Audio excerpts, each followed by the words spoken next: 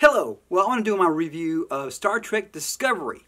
The first couple episodes have been out already, and first off, I remember this. I was a light fan of the original series, the TOS, when it first came out.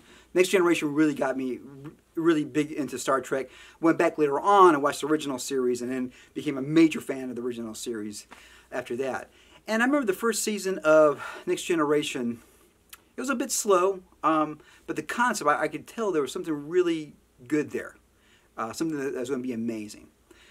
So, and by season 3, really by season 2, I was really into it a lot, but by season 3 for sure for Next Generation, it just really took off tremendously. And there were a few good episodes in the first series, more in the second, and then from third, fourth, fifth, and sixth, and then towards the end, I don't think it was, some of the episodes weren't quite as good, but there's some gems in the seventh season as well.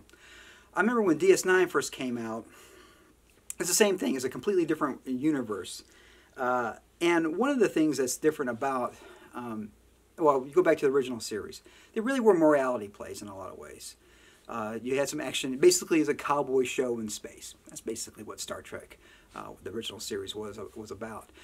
And so you had these morality plays. Every once in a while you had action, but there's some great episodes of the original series and Next Generation that just relies on, pure dialogue, basically. And conceptually, that's what science fiction is versus sci-fi is. So it took a while for me to get into DS9, and actually I only watched the first season, I think, on DS9 before it was no longer on my TV, and this is long before they have it anywhere you can watch stuff that streaming online. So I had to wait for it to rerun. I think it was on Spike TV a bunch of years later, and I actually got to watch the whole DS9 run that way. And the first season is a little bit slow. Second season gets a little bit better, and then third season, I think, when Worf comes in, maybe it's the fourth season when he comes in. But by that point, you know the characters a great deal. You like the characters. At least I like the characters, so I really was invested in it. Voyager was the same way. I got to see the pilot, and I got to see almost none of it right away because it went off the air right out, well, with my cable at that time there. So I had to catch that in syndication again.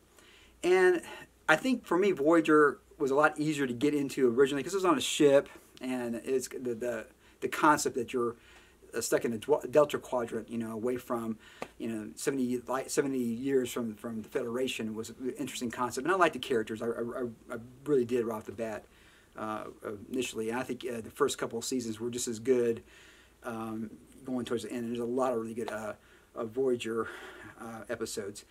When Enterprise came out, a big event happened, and 9/11 happened, and in a lot of ways, I think that kind of changed how Enterprise might have been focused at. I was hoping with Enterprise that this is pre-Kirk.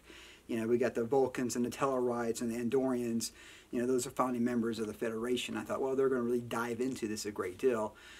And I think by the third and a half season, even to the fourth season, it kind of got its bearings a lot better. And at that point, it just didn't have a fan base, so it got canceled. I think if it could have gone on for a couple more seasons, I think maybe it kind of got its wind by that point there. So now it's been a long time since we had a TV series, a Star Trek series on. Some decent movies, kind of like Star Wars movies, basically, though, because there's a lot of action and not so much about morality plays. And so, right off the bat, I know I'm going in. It's going to take a while to get used to these characters and like these characters. And the use of and there's going to be some spoilers in here. The use of flashback to tell a story, it's not unheard of, and it's kind of today that paradigm is really a lot more common to tell stories that way. So, the first couple episodes, it had a lot of action in it. Some things I disagree with. I love Klingon. I love Klingonese, and these long 3-4 minute dialogues in Klingon that you got to read. I'm just thinking of the general audience. Most of them thinking, who are these, strange beings speaking this language I don't understand? Click. I think the way they do it in the movies, where they speak in Klingonese and then they pan it to somebody and they start speaking in English. That would be better served.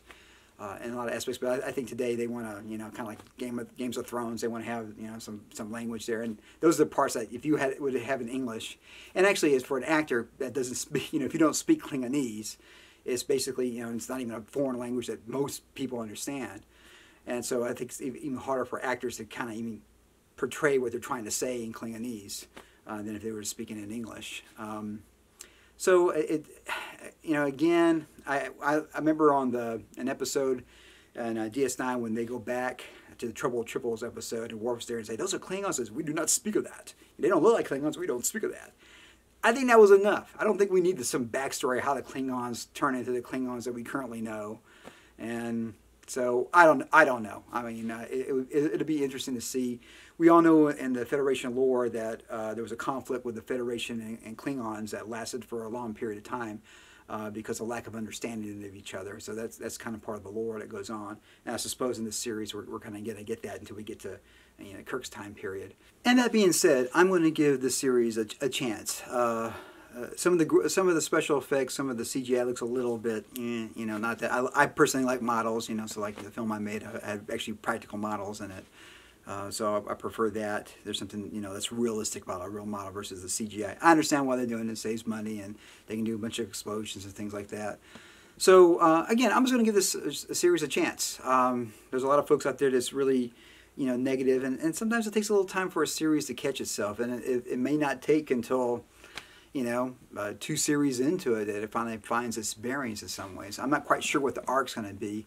I think one reason why Next Generation works so well is more about the ship than just the Kirk, Spock, and Bones. The three big names in it. And I think in some ways DS9 worked better because it was on a space station. So I think Voyager was it was about the ship. I think that one definitely was a little closer to the TOS series where it was kind of Janeway being the protagonist for most of the series. Enterprise was kind of that way as well. So I'm glad that Star Trek that's going to be new Star Trek is on television basically. I don't. In some ways, I think Star Trek doesn't work as well in films. Films you only get a couple hours at most, and for a series that you care about, you need hours and hours and hours of content to actually care about it. So it'd be interesting if they only do.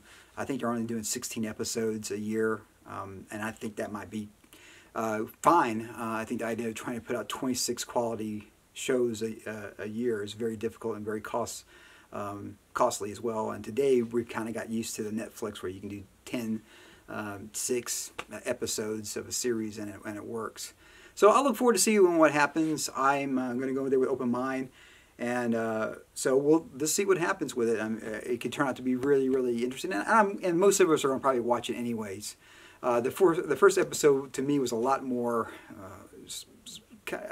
boring's not the right word, but it wasn't as enthralling. The second episode was a bit more enthralling.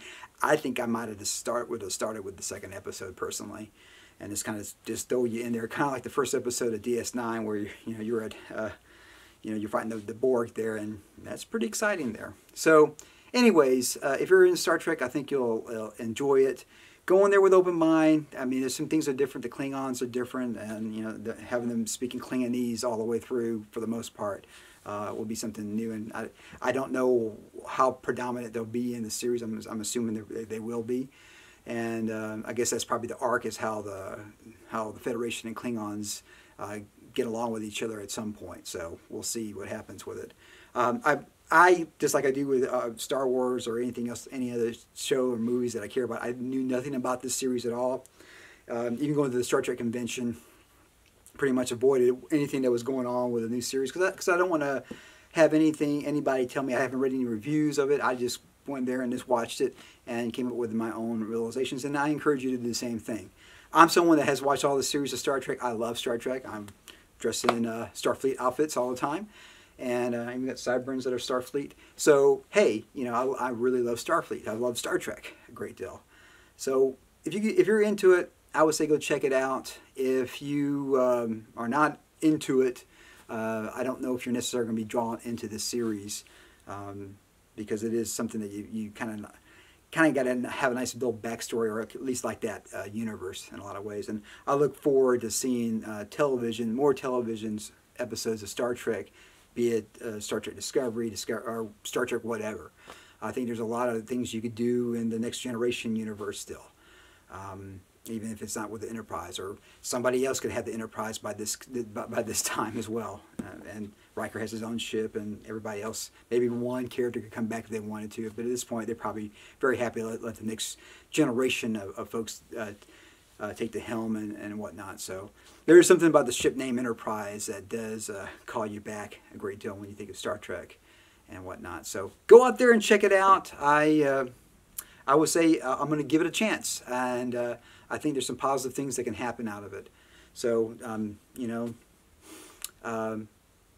I think in a lot of ways for me, the TV series I might actually enjoy more as Star Trek. Entertainment-wise, I think the films are very entertaining. The reboots of Star Trek, I think they're very entertaining. They're well-done films. All three of them I like as films.